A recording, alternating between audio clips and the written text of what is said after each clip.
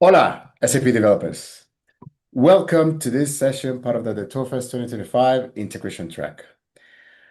In this session, we're going to talk about event-driven architectures. For that, we have Carsten, who's joining us, and who is the lead for the event-driven architectures in SAP. So before we start, I just want to let you know that you can feel free to drop your questions in the chat window as we'll be monitoring it during the session. But apart from that, we will have a special Q&A session at the end of it. Okay? So without any further delay, hola, Carsten, over to you. Perfect, Antonio. Thank you very much for the quick introduction there. Well, my name is Carsten Struppmann, Lead Product Manager for Event-Driven Integration at SAP, based in Walldorf. I've been working on the topic for years and years and years, and I have always wanted to do this session. So what is the session about? Well, I think we'll start with an introduction into event-driven architecture as always, because there are always people in the call that have never fully worked with EDA. Nevertheless, the main focus will be use cases. How do you identify use cases? What use cases do other customers use? What use cases do we see in the market? What types of use cases are there? How can you identify good use cases? And I'll try to shed some light on the financials of the event-driven use cases as well. So in respect to the agenda, this is what it translates into. So as always, I start with the introduction to EDA and the technical ecosystem. Then it's going to be a look at real-world use cases to just give you an idea what you could do. Then I have this Latin term, Systema nervosum, nervous system. You'll learn what this is about when we get to that agenda point. Quick hint here, it's really trying to find patterns in what we do with those use cases. Then it's the event-driven hockey stick. It's a term I use quite frequently today because it really describes the phase that event-driven project that customers are in. Then it's over to the use case value in numbers to give you some indication of the financial aspects of event-driven architecture. And then it's about identifying good use cases.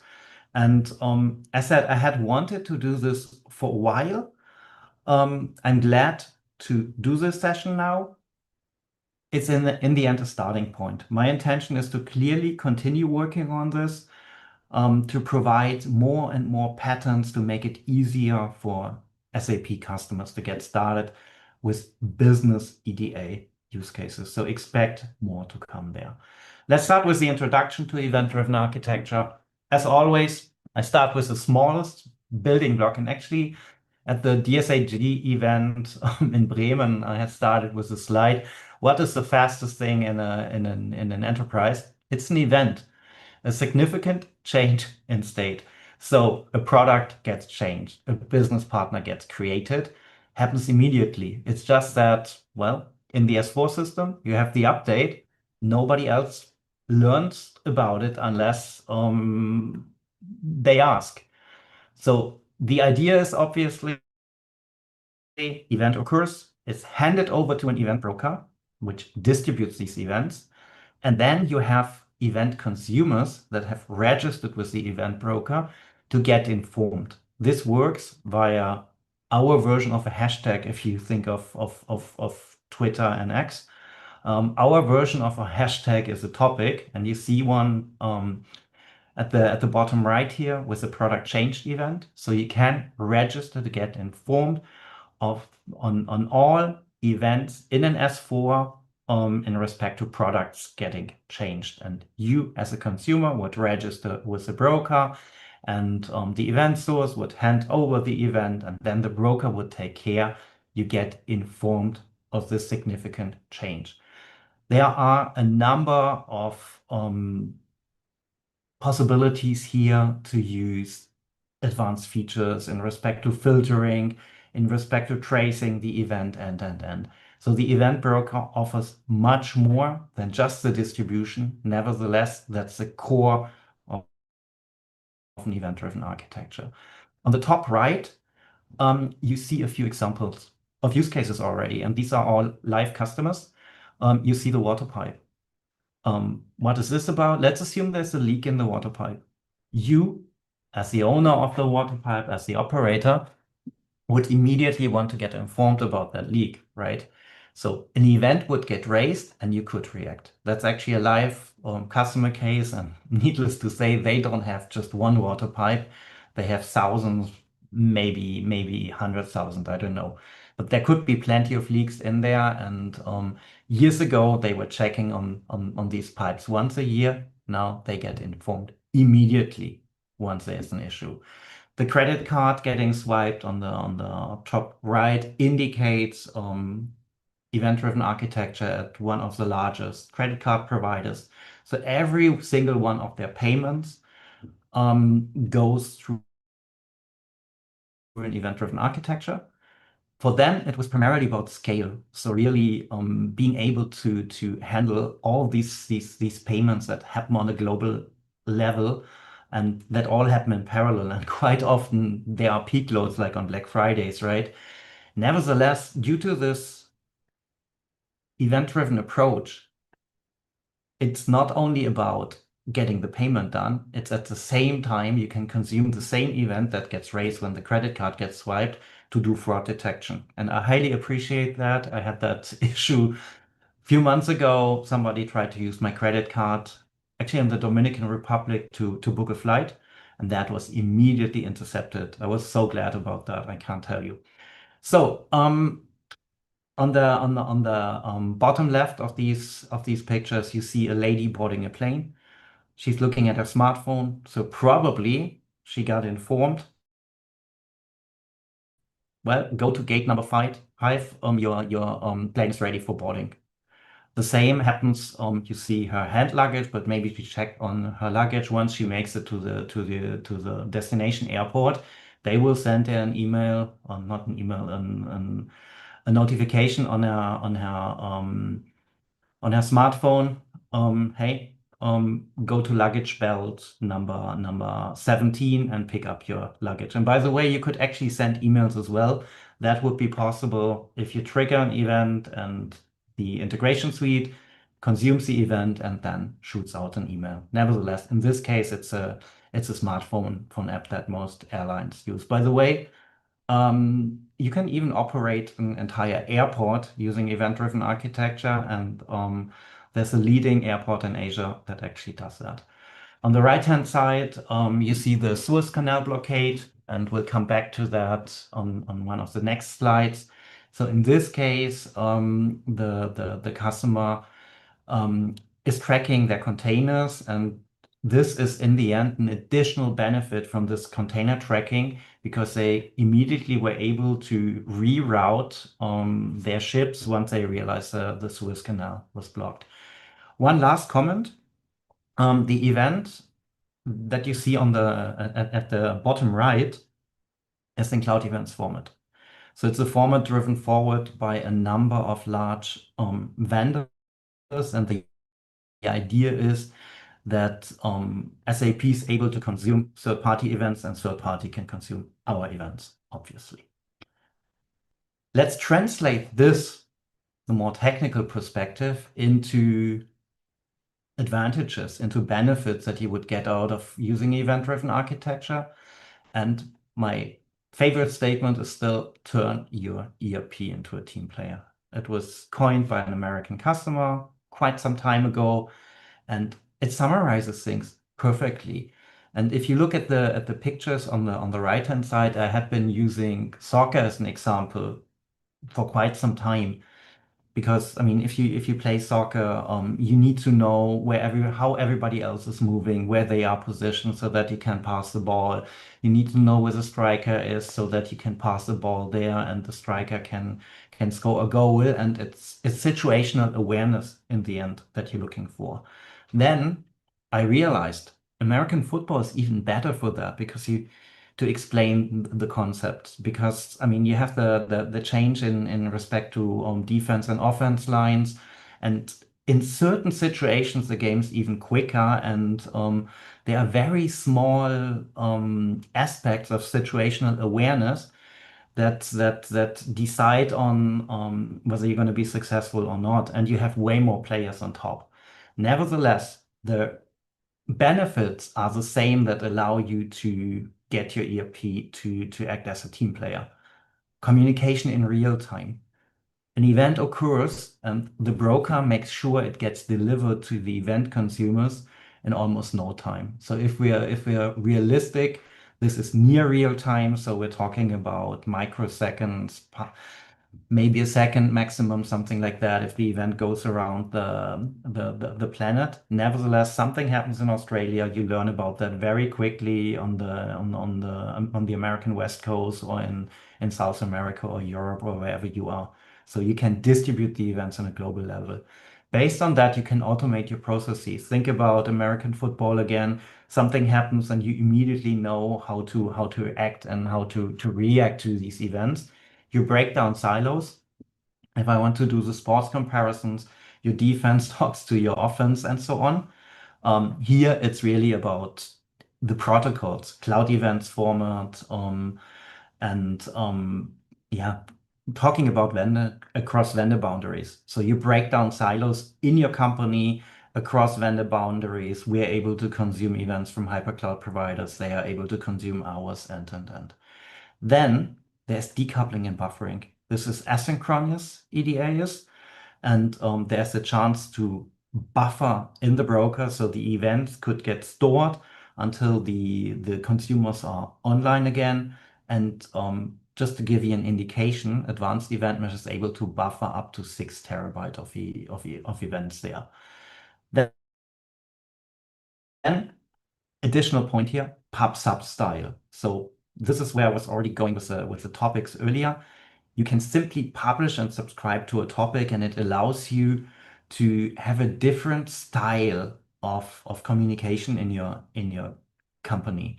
So it's about democratizing the data there. I can subscribe to data that I'm interested in, or I could share data where I would think that consumers are interested in. Now let's translate that into SAP's event-driven technical ecosystem. Advanced Event Mesh is the main broker. It's our flagship broker. It's the heart of event-driven architecture at SAP. It forms a power couple with SAP Integration Suite.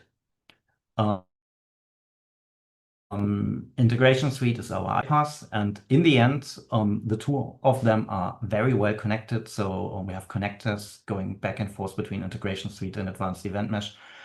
Why? Because you want to mediate the events. So you would want to adjust the topics, you want to add additional content to the events, want to work on the payload. You can do that with Integration Suite. On top of that, based on events, you can trigger actions from the Integration Suite side as well. Then there's a smaller broker in Integration Suite already. From that, you can migrate and bridge to Advanced Event Mesh. As said, recommendation is look at Advanced Event Mesh first, leading broker in the market, wonderful offering.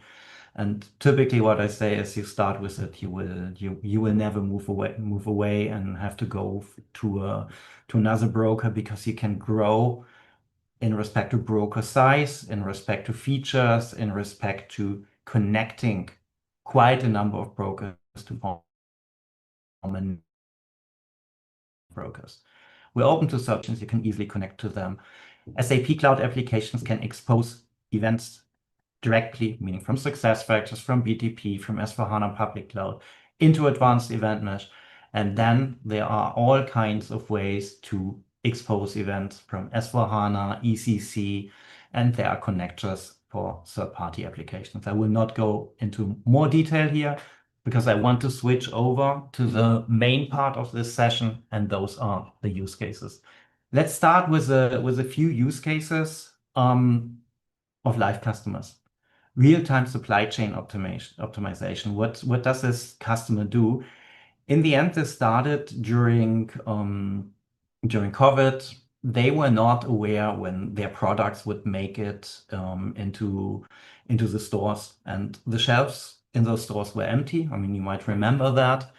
And customers were asking, okay, I'm looking for that product. When is it going to be in store again? And the retailers couldn't say. The retailers were asking this consumer goods company, and they were like, well, we can't tell either. And then they decided, well, we want to track our containers, we want to improve our supply chain monitoring. And they started tracking the containers, they started to get situational awareness. Where are our containers? That was the individual use case that they started with, and they grew from there. Because the one that I like best these days out of this number of use cases is the spot warehousing one. What is that?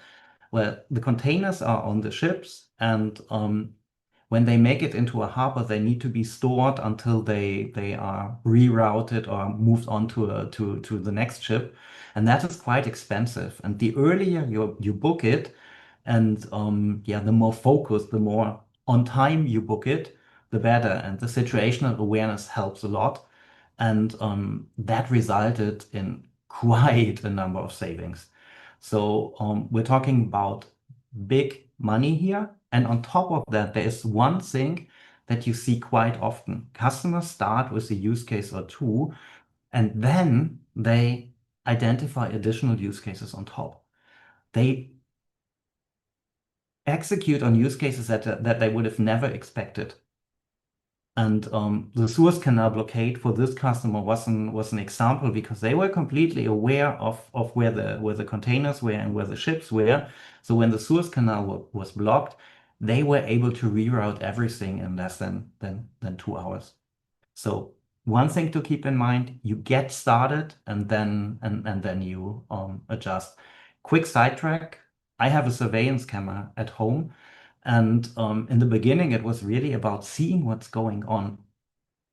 I just wanted to know who would be moving in my backyard. I don't do that really anymore. I mean, I'm aware that everything's guarded, that everything's fine.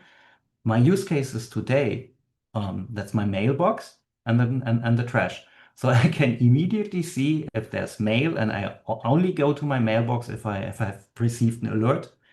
And I only go and move the trash cans back if I get informed about that.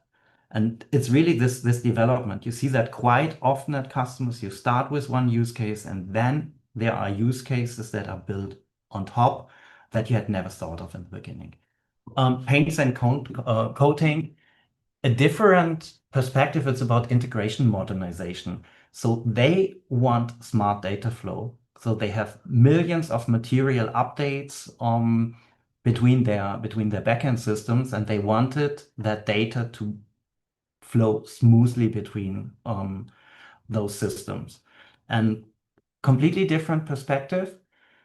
Nevertheless, same architecture. Event-driven architecture is extremely flexible. Always keep that in mind. I mean, there's not this single use case that you would go for. It's many use cases with different perspectives. For them, it was really plug and play architecture, like being able to add additional components into this architecture without any effort, really. So if they wanted to add another backend system, just click it in. Another cloud-based application, just click it in. So the cost efficiency due to these standardized event structures is plainly there, it's simply there. And on top of that, it allows their development to be 20% faster. So they get very agile there in respect to innovating, in respect to trying out new things. So it's really this smart data flow. Another use case, grocery retailer. And I like use cases that I have experienced myself. And that one is one that I experienced myself a few days ago. There is this retailer that has self-checkout lanes. A lot of retailers have that these days. The thing is, they want to look at the fraud detection there. And I was actually paying at the cash register, and all of a sudden the lady got up and was running over to the self-checkout lane. And yeah, she obviously got an alarm, something's not right. And if you think it through, this is a clear real-time use case. Why? Well, if you don't get informed in real time about a problem in the self-checkout lane, the customer that did not pay would already be out of the store, right? So here it's this real-time aspect that is important. Again, this customer here had been operating several use cases before, so that is not their first use case. Nevertheless, everything they get out of this here comes on top of what they've already gotten out of event-driven architecture. Again, you start with a use case or two, and then you grow from there. Discrete manufacturer, so this is a digital twin scenario. Quite common scenario as well. SAP actually itself has one for our company cars as well. This here is about factories and a manufacturer. And they, again, with this insights, with these improved insights, were able to increase the efficiency of the plants by more than 20%. And that is quite a number. Usually, if you look at efficiency improvements in plants, we're talking about 1% or 2%. Here, we're talking about 20%, and the inventory in motion got reduced big time as well. I would assume that there are a number of benefits of event-driven architecture that come together here. It's a real-time aspect, but at the same time, it's decoupling things because it's not only operational insights, it's predictive maintenance as well. So you ensure that machinery is never out of order. So you have this nervous system where your events fly through this mesh so that they in real time inform you of problems. Nervous system, I was already mentioning it. This here, again, live use case, online retailer in the Netherlands, actually. And they get insights about how their business is going. So here it's again the real-time aspects of things. First of all, for the management to know what's going on, situational awareness.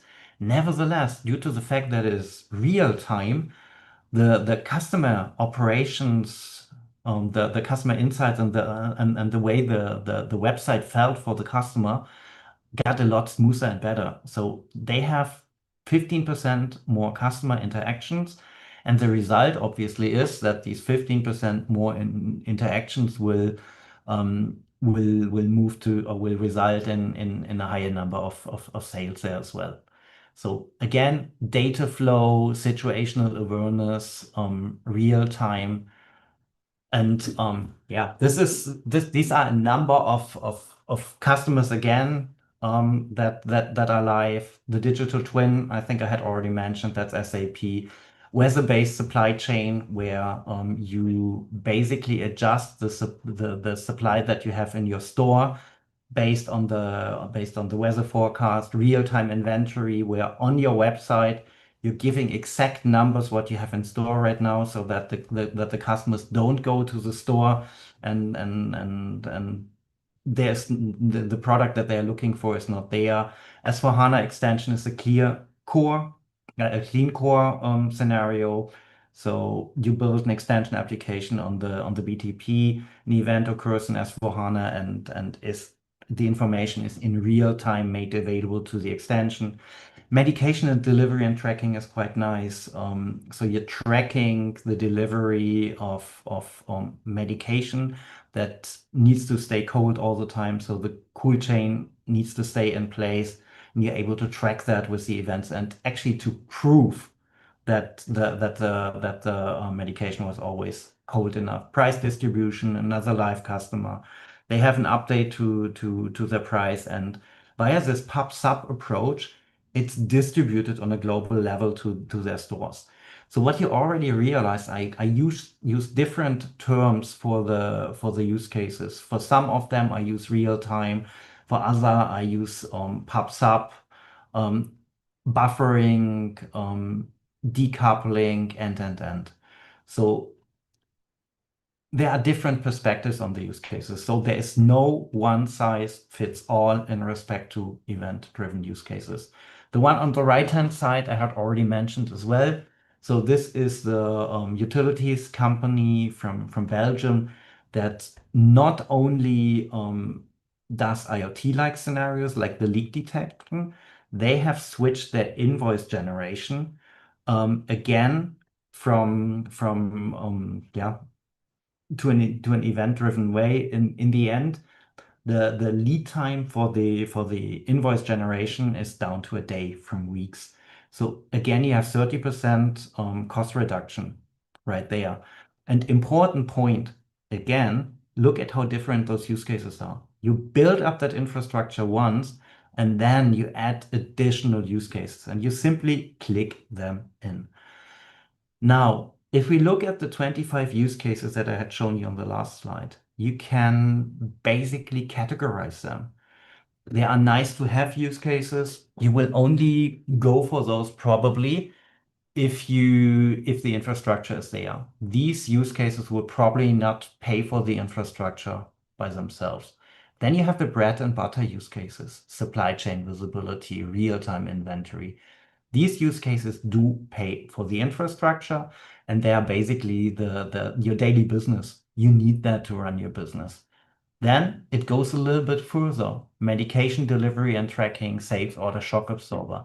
You have to have that. Otherwise, your business will not be able to run. And if you look at that, the sales order shock absorber, this is a large high-tech company, and they buffer their orders to shield the S4 system. Again, completely different perspective. Then it's regulatory. Regulatory reporting, you must have that for legal reasons. So it's more important. And then we're getting to force majeure. What do I mean with force majeure? A single of those use cases is probably able to pay for your infrastructure.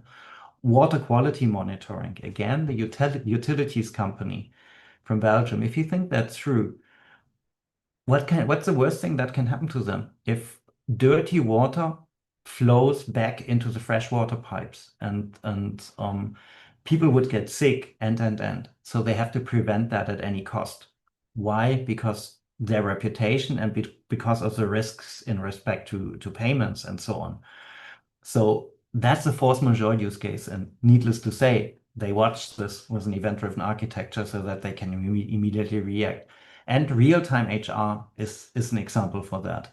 Somebody leaves the company. You probably want to immediately restrict the access to sensitive information, to backend systems, and. And you can do that in an event-driven way. Think about the pub/sub approach. You can simply send out an event, and everything that needs to log basically yeah, either gets logged via integration suite or consumes the event and makes sure that the person that has left the company cannot access the systems anymore in respect to sensitive information. So these are the different use case types. So in the end, you form a pyramid. If you have a force majeure use case, that's excellent. And then the nice to have basically build on the other use cases. That's the idea.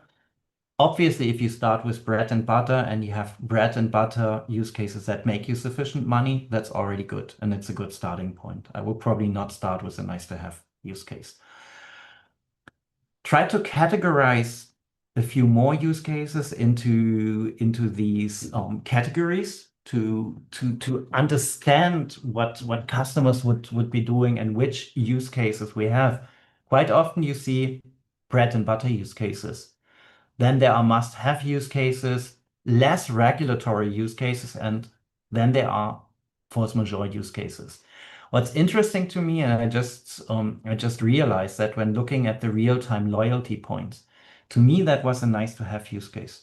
I was like, okay, yeah, it's actually at retailers you get your loyalty points when you pay immediately on your smartphone so that you can make a connection. I thought about it and had heard a story from a colleague a few days ago. If you if there are ways, that customers try to get around to get additional loyalty points. So they try to get them at the cash register, and if they are not blocked immediately, then you try to get them again. So this real-time aspect is more important. So that's probably more at least a bread and butter use case. And yeah, it's a little bit harder to really assign those categories. Nevertheless, it gives you an overview. Now, let's look at the 9 typical use case patterns that we see. So we see smart data flow, smart data distribution. Event occurs in one system, you distribute that to other systems. Social media of the enterprise, publish and subscribe. And actually, I'm trying to summarize what these patterns do with a part in brackets below. So something happens, and I can click in and get informed of these changes. So it's really like using this hashtag like approach where people can simply register and get informed. And it might not be people, it might be other systems and business applications. Real time, obviously a big aspect, and the first thing that people think about when thinking of event-driven architecture. Something happens, you get informed immediately. Clean core. You're building an extension on the BTP, and your S/4HANA stays clean. Shock absorber. You buffer events, and backend systems can work on these events at their own speed. And this might be important during Black Fridays or during certain peak loads. Glue, bringing together certain party systems, SAP systems, and forming a network out of these environments. May it be brokers, may it be event sources or event consumers. Transforming distributor, advanced event mesh and integration suite. You bring those two together, and they work together extremely well. Distributing events, adjusting the events, adding additional information, and then messaging. You can obviously use an event broker as powerful as advanced event mesh as message broker as well in the old day style. And then at the bottom of this is the thing that has just started. I would expect way more integration powered AI. It's about making events available to agents so that they can react to them and that they have all the completely up-to-date information. So that is something that is in the making. If we look at all of those use cases, and it took me a while to understand that as well, all of these use cases are in the end nervous system use cases. May it be clean core, may it be orchestration, real time, all of that. It's a nervous system you're building. Parts are for buffering. The real time is the distribution in real time to where the events are needed, and even the AI use case is a nervous system use case. So to categorize all of that, nervous system, and then you have all these subcategories that you can go for. Now let's switch over to the EDA hockey stick. Well, what do I mean with that? And I was referring to it as a broken hockey stick in some moments, because I mean, what you see here, this here is not a hockey stick because there's a certain part missing. And this is what I see at a lot of customers right now. They start with the POC phase, they build up know-how, EDA know-how in their IT departments typically. They gain hands-on experience with POC and in a POC environment. Then they start with their first use case. They go live with the use case. They learn how to operate EDA. They have a proof point created, and out of their experience, they create a blueprint for rollout. Then there's linear growth. They add additional use cases to what they have. They focus on use case value, obviously, because you really want to pay for the infrastructure that you have. Nevertheless, it's still IT driven. Sounds good, pays off, I think. Better than not having event-driven architecture. Still, there's one part that is missing. I like exponential growth, if I'm frank. And In order to get exponential growth, you want to have this lower part of the hockey stick, right? And the question is, how do you get there? In the end, during the linear growth phase, you will have to start setting up certain infrastructure, and this comes with advanced event mesh already, and it comes on the SAP side on top. You want to document the events. Why do I want to do that? Well, because I want business, the people that really know which events are useful and which are missing. I want them I want to get them into the picture. So we will have to do an EDA know-how transfer outside of our IT organization. That means I have to plan for the infrastructure, I have to plan for rollout activities to business. And then I'm creating the processes and infrastructure for business-driven EDA, because this is what I really want. I want the exponential growth. I want to be an incubator. I want to be a facilitator, somebody that really enables my business to come up with the best possible use cases. On the IT side, let's face it, there will still be tasks that IT has to support, that they have to help us. There will still be use cases that IT will implement, projects that IT will drive, that the technical side will drive. Nevertheless, the input I need from the business side, because they really understand what's missing. And I've seen that at a number of customers where you talk to business, they understand about EDA and they immediately come up with really great use cases. Some use cases I would not have been able to think of, but they know their business and they perfectly find the gaps right there. Let's quickly switch over to financial aspects of EDA, which is another topic that is a little difficult. Why?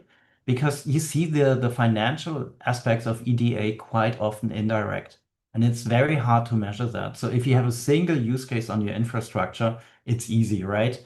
You take that formula down there, the financial advantage is your revenue increase plus your cost savings plus your risk reduction, plus your productivity gains, minus your initial investment cost and the ongoing operational cost. And you got what you saved there. What you don't have is, okay, it's real time, so faster and better decisions, very hard to measure, flexibility and agility. So I can just click in additional business cases and so on. This is nothing where I have a price tag on. So cost reduction, simplification of integration. So the message here is it's hard to measure the exact financial impact, the financial advantage of a single use case. And it's even harder to measure that when you have more. Quite often you have to look at things from an indirect perspective. Nevertheless, I do believe that the statement on top, time is money, is absolutely true. Situational awareness is money. And you will have to, on the one hand side, look at the financial side of things and then list the other advantages on top. And you probably really have to do that on a use case by use case level as well. So advanced event mesh, let's look at how this would translate into an AEM setup. So you would start with a set of brokers, dev, queue, prod potentially, or if it's a smaller use case, you would just go for a combination of dev and prod. It would price per broker. So no matter what the usage, so you would pick a broker size that would be quite exact. Event exposure cost would typically be zero with the standard events, or limited if you would go for different event enablement options like the event add-on. The goal is really to have the initial use cases to already pay for the broker. That would be the perfect setup. Quite often that's not the case. Their customers start with smaller use cases. They build the EDA know-how up, and then they continue from there. So I've seen both. Both is fine if you have a clear goal to go for that event-driven hockey stick. Later on, you will be able to reuse the existing infrastructure, right? So there will be no additional operations cost and no additional event exposure cost for any additional use case that is going to come. That's a very important point to keep in mind. So this is an initial investment. It will allow you for innovation and it will allow for reuse. Quick example on the right-hand side, return on investment. So this customer here, and they picked a very good use case, obviously. They had a return on the infrastructure cost by factor 4, meaning they paid for infrastructure, obviously operations, all of that comes on top. Nevertheless, factor 4, that is quite some. And again, to come back to the lower point here on the left-hand side, they added more than 10 additional use cases to the same infrastructure, basically. So you can think that through from a commercial perspective. This, by the way, is why it's so important to look at the value of the use cases, to have your business take part and point you towards the ones that really have those characteristics. And yeah, that's the idea. So how would you identify good use cases? Well, there are different approaches. None of them is perfect. They all can point you in the right direction. First of all, to go for standard events, there's the hub, and you can look up available S/4HANA and SuccessFactors events, potentially jointly with a business area, because I see the events. I am not always 100% sure how I can use that. I know if I ask some of my S4 colleagues, they can tell me, oh, you can do this and that and so on. So in the end, you have a moderator role or an enabler role here, and you would really want your business in the game and work with you. Then business requirement driven. That's exactly the other way around. The business already has a business case. They need your support. They need this in real time. And then you can check out the standard events of the Business Accelerator Hub and can see whether one of those events fits. If it doesn't fit, you could come up with a custom event. Here it's still a lot easier because the business has already something in mind. I've seen that a lot of times as well. So it's a quite common approach for a start into the EDA journey. That's the other option. Concept driven is something that we quite often see in our workshops that we do. There we really try to identify event-driven use cases based on actions that happen independently or asynchronously, scenarios that require immediate attention, processes that run between multiple decoupled systems, and yeah, workflows that can benefit from asynchronous processing. So you look at what's there, you try to identify where you could improve things. So that's like more the concept-driven approach. Then there's the IT-driven approach. And again, this is something that I've seen at my own company at SAP. They had set up their infrastructure for a business case, a very good business case, and then they learned to use it, and then they decided to use it for their own purposes as well. So it's really very technical use cases that they nowadays run based on that infrastructure. And as that the infrastructure is in place, it doesn't create any additional cost there. So if you have the infrastructure and you have talked to business, think through whether there's something in there for you as well that you could use EDA for. As that, the brokers are extremely powerful. Co-opetition driven, competition driven. What do others do? I mean, you've seen that in the beginning. I've introduced a number of use cases. Obviously, you can learn from these use cases, and you can translate that to your industry as well. So there's quite some potential there to first of all take a use case and move it into a completely different context. And on top of that, the other option is to really look at which events are getting used the most. Sales order, production, business partner is typically what I hear. I think the order is sales order, business partner, and then it continues from there. And it's very similar in respect to custom events for the event add-on. So customers quite often look at those, at those standard events, at those custom events in these areas.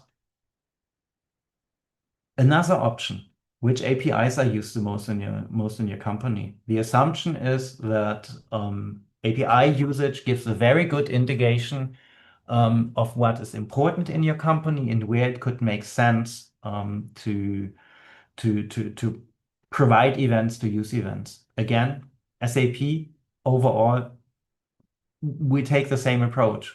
When creating events, when exposing events, meaning standard events, you obviously look at, okay, which APIs are getting used, and then you come up with events there that might be suitable, fitting to these APIs. If you have built SAP gateway or data services, for example, might be another thing to look at them, whether there is an option for an event to complement them or to replace those services with events. So these are options in respect to the current usage in your company and to derive where events could make sense. And then when I thought all of this through, I was thinking of something I haven't seen at a customer yet. I'm wondering whether it could make sense or not. It's free anyway. If you're looking at standard events, if you're looking at custom events you have to create, standard events you can just switch on in a minute. Why not come up with a list of standard events, expose them, educate your business, educate people in your company, and then let them decide which events they want to consume. Given you have to look at whether the data there can be shared and still that could be an option. I was really just like, okay, why do I want to think about it that much? Why not let other people decide what is valuable for them, and I'm going to expose it. As said, I have not seen that at a customer. Typically, they watch it very closely, which events they expose. I was still wondering whether in some areas it could make sense. And yes, with that said, I think we're already at the summary here. So think about the hockey stick.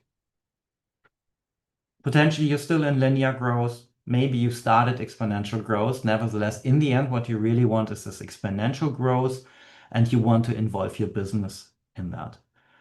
It's a nervous system. So all these use cases, if you step back, are nervous system use cases. They allow you to get full situational awareness. Events will flow throughout your enterprise around the globe. They will make things much faster. They will allow to react to significant changes in real time. And yeah, it's simply like in biology, it's a nervous system, and it will enable your company and later on your AI agents to do the best that they can do. Then, and there's a reason why I have of liberty there. Don't just spend. What do I mean with that? Really try to grow. So if you have started with one scenario, with two scenarios, take the next step. Try to grow towards the event driven hockey stick right there. And important point, let others expand. So involve your business. They will be more than happy to use the infrastructure that you already have in place to help them save money and make money. Because in the end, this is what it's about. And yeah, with that said, thank you very much. It was a pleasure. It was a session that I had been wanting to do for a while. I will continue on that. So I think it's going to be very important to give all of you out there ideas, material that you can enable your business with. And yeah, I plan to do that. With that said, Antonio, I think we're open for Q&A and discussion. Thank you very much, Carsten. We don't have any questions in the chat right now. And I checked our community before, and I yeah, didn't see any questions there as well. But I think a key takeaway here would be Sistema nervosum, right?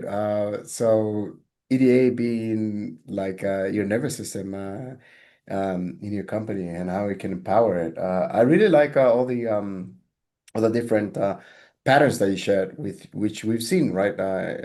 Different companies at different stages adopting as part of their event-driven architectures. So that was really good.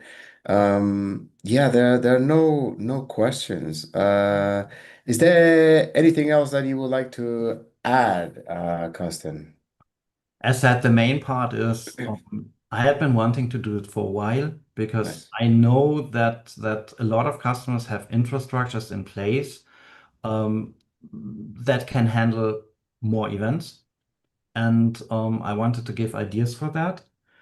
I know it's a start. I mean, let's really face it. I've tried to categorize, I've tried to come up with ideas. I will work on that. That's going to be one of my focus areas for the next month. And ideally, I would like to translate that into more detailed material. I mean, a lot of this was on a higher level, on a theoretical level. I would like to translate that into material that you can really use, and even if it's only event templates for, let's say, the event add-on that you could reuse. But it's those building blocks that will make it easier for you to not only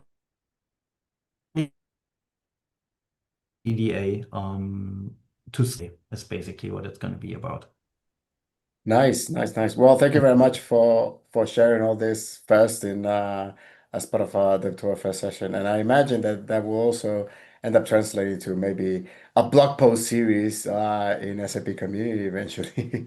So that is great, great to see. Great to know that you're working on that. So yeah, make sure to keep an eye on everything that Costa ends up either publishing on SAP Community or LinkedIn, right, where people can also find you. Yeah, that's So certainly the plan. yes, excellent, excellent. Well, thank you again, Carsten, for sharing your knowledge and expertise as part of this session. I also want to thank the viewer for joining the live event or watching the recording. And just a friendly reminder that there's plenty for everyone to learn during the Tourfest. Whatever topic you're interested in, it could be RAP, it could be CAP, it could be front end, databases, AI, machine learning, whatever it is. So make sure to check out all the sessions that are part of the event. And with that, thank you. Thank you all. Thank you very much. Take care. Have a good day. Ciao.